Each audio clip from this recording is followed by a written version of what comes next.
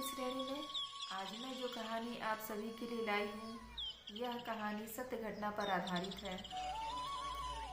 बात महाभारत काल की है। भगवान कृष्ण और पांचों पांडव बैठे हुए थे। बहुत सारी चर्चाएं हो रही थी।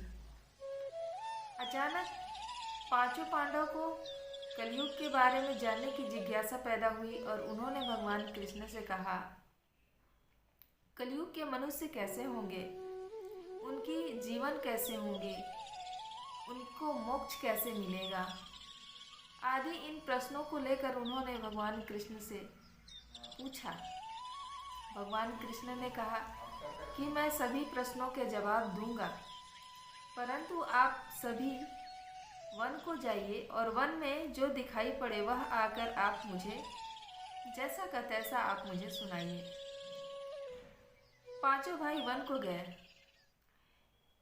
युधिष्ठिर वन में देखे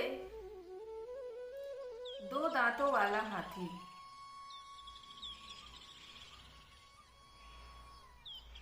उन्हें बड़ा आश्चर्य हुआ।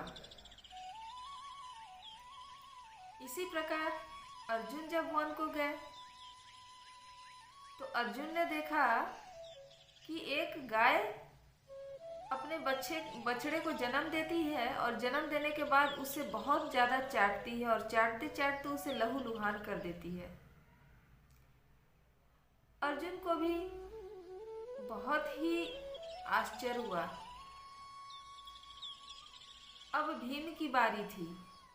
भीम ने देखा एक पक्षी है जो जंगल में उनके सारे पंखों पर वेद की ऋचाएं लिखी हुई हैं,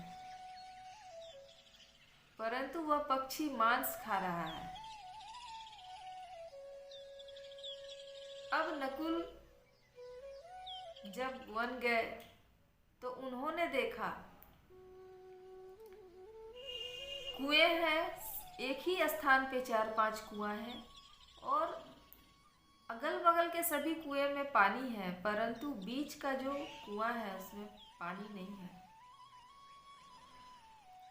उन्हें भी बड़ा आश्चर्य हुआ। अब बारी सहदेव की थी। सहदेव ने देखा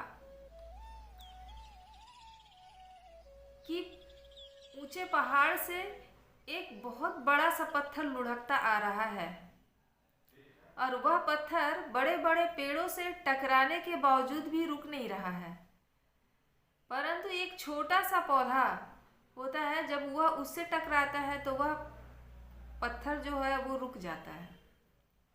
उसे भी बड़ा आश्चर्य हुआ और ये पांचों भाई फिर भगवान कृष्ण के पास आते हैं और उनसे पूछते हैं।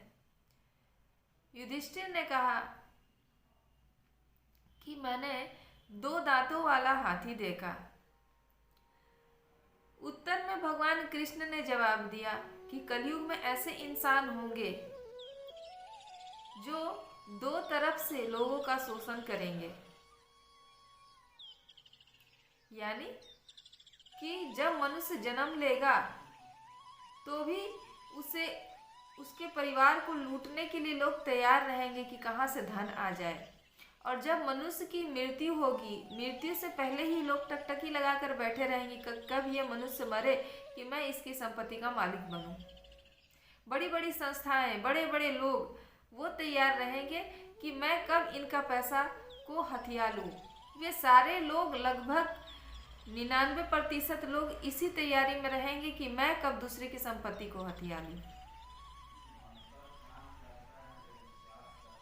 अब बारी अर्जुन की थी। अर्जुन ने कहा कि मैंने गाय को देखा जो अपने बछड़े को जन्म देती है और उस बछड़े को इतना चाटती है कि वह लहूलुहान हो जाता है। तो भगवान कृष्ण ने उत्तर में जवाब दिया कि कलयुग में ऐसे इंसान होंगे जो अपने संतान से इतना प्रेम करेंगे कि वह उसे कुछ करने ही नहीं देंगे, और उस संतान का जो मूल विकास है वह विकास नहीं हो पाएगा।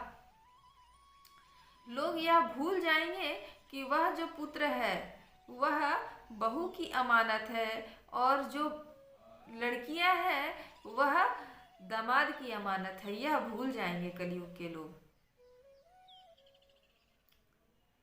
अब बारी भीम की थी।